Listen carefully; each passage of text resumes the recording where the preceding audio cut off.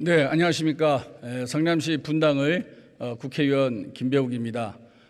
이 뜻깊고 역사적인 전원위원회에서 발언할 수 있는 기회를 갖게 돼서 아주 기쁘게 생각합니다. 제가 20대 국회에 등원하기 위해서 제 지역에서 선거운동을 한참 열심히 하고 있었습니다. 지금도 정치 혐오와 정치 불신이 아주 높지만 그 당시도 마찬가지였습니다.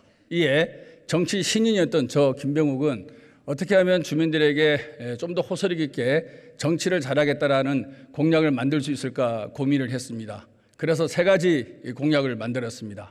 첫 번째가 불법 행위를 할 때는 주민이 국회의원을 소환할 수 있는 국회의원 국민소환제였습니다.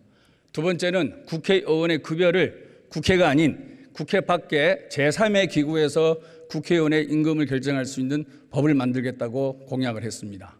세 번째는 이 공약을 지키기 위해서 제부터 먼저 나서겠습니다. 그래서 제 봉급의 50%를 사회단체에 기부하겠다는 공약을 만들었던 기억이 납니다. 국회에 들어와서 20대 국회 최초로 국회의원 국민소환제 법안을 발의했었습니다. 아주 분위기가 안 좋았습니다. 초선인 주제에 이러면서 선배들의 전화도 몇 통 받고 많이 어려웠습니다. 따라서 국회의원의 급여를 국회 밖의 조직에서 만드는 법안 발의는 엄두를 내지 못했습니다. 그렇지만 제 스스로 할 수 있는 국회의원 봉급의 50%를 사회단체에 기부하겠다는 법을 그 공약은 제 스스로 할 수 있는 것이고 제도 개선이 아니기 때문에 지켰습니다. 물론 국회의원의 급여를 깎는 것이 정치개혁에 있어서 좋은 방법은 아니다, 유일한 방법은 아니라고 생각했지만 제가 약속을 했고 공약을 걸은 국회의원으로서 그 약속을 지키는 것이 훨씬 더 중요하다고 판단했고 그래서 부끄럽지만 이 자리에서 그런 말씀을 드립니다. 지금 정치개혁 그중에 핵심인 선거개혁 관련된 논의를 하고 있습니다. 과연 우리가 어떤 마음 자세로 이 논의를 접해야 되는지 그 부분에 대해서 우리가 마음의 각오를 다지지 않으면 저는 이 논의가 진도가 사실 쉽지 않다고 생각합니다.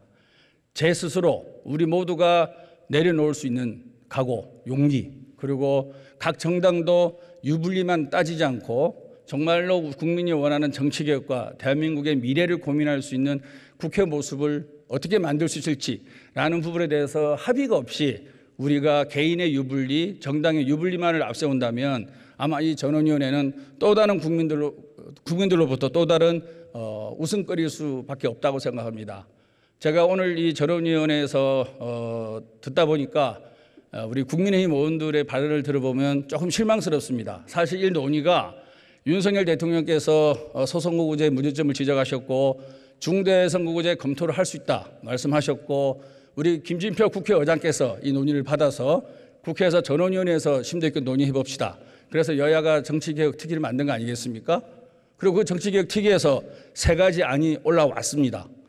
그런데 우리 국민의힘 의원들은 그거와 너무 다른 얘기를 하는 의원들이 많음을 제가 이 자리에서 목도하게 되었습니다. 물론 김기현 원내대표님도 그렇게 당대표님도 그렇게 하셨지만요.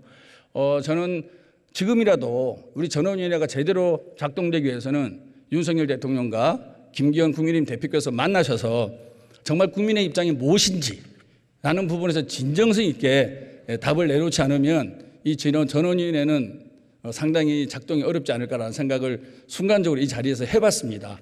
저는 이견은 있으시겠죠. 저희 정치개혁의 핵심은 국민이 원하는 정치를 하는 것입니다. 우리 국민들은 정말 많이 어렵습니다. 글로벌 경쟁력에 따라서 보호무역제가 강화되고 있고 전 세계에서 가장 낮은 저출산율, 가장 높은 사망률, 그리고 양극화, 그리고 국내적으로는 균형 발전 등등 해서 탄소 중립 사회로의 이행, 정말로 많은 이 난제들을 우리는 안고 있습니다. 따라서 우리 국민들은 우리 정치권이 여야를 막론하고 밤새워 머리를 맞대고 토론하고 이 국가적 난제에 대해서 대안을 찾는 그런 모습을 우리 국민들은 국회에 기대하고 있다고 생각합니다. 그렇지만 저희 국회 모습은 전혀 그렇지 못한 게 현실입니다. 이게 대한민국의 정치입니다. 정치가 바뀌기 위해서는 우선적으로 국민의 여론이 정치권에 정확히 반영되는 시스템이 필요하다고 봅니다. 이를 위해서는 국민 지지율에 비례해서 대표성을 보강하는 선거제도 개편이 필연적입니다. 여러분도 다 아시다시피 여론조사를 보면 우리 민주당과 국민의힘 합쳐서 정당 지지율이 6 내지 70%밖에 되지 않습니다. 3, 40%는 지지할 정당이 없다는 것입니다. 다시 말해서 3, 40%가 자기의 의견을 접수할 정당이 없는 게 우리 현실입니다. 따라서 우리는 그분들을 생각해야 되고 그분들의 의견이 정치권에 반영될 수 있는 좀 더 다양화된 정당 형태가 필요하다는 것을 반증하는 숫자라고 생각합니다. 오늘 전원위에 제안된 1안, 2안, 3안 모두 저는 부족하지만 그래도 이런 다당제로의 이행에 있어서 한 발짝 나갈 수 있는 상당히 좋은 아이디어 중에 하나라고 생각합니다. 그리고 전원위원회에 제출된 3가지 방안을 압축해서 말하면 결국 다당제 정치개혁으로 말씀드릴 수 있겠습니다. 물론 양당제와 다당제 모두 각기 장단점을 갖고 있습니다. 세계사적으로 양당제가 잘 안착된 나라들도 있는 만큼 다당제가 꼭 반드시 이 시기에 대한민국에 무조건 좋다라고는 말씀드릴 수 없습니다. 하지만 우리의 정치 역사와 현재 정치 문화로 봤을 때 극단적인 양당 대립이 계속되어서 폐해가 늘어나고 있는 만큼 이를 극복할 수 있는 노력이 꼭 필요하다고 생각합니다. 이번 전원위원회에서 우리는 반드시 여야가 좀 부족하지만 반드시 3가지 안 중에 하나 정도를 우리가 선택해서 통과시켜야 됐다는 각오를 그런 다지는 우리 전원위원회가 됐으면 좋겠다는 생각을 드립니다. 마지막으로 우리 노무현 대통령께서 운명에 대해서 남기신 말씀으로 마무리할까 합니다. 나는 지금도 여전히 국회의원 선거구제를 바꾸는 것이 권력을 한번 잡는 것보다 훨씬 큰 정치 발전을 가져온다고 믿는다. 이 말씀에 동의하면서 발언을 마치겠습니다. 경청해 주셔서 감사합니다.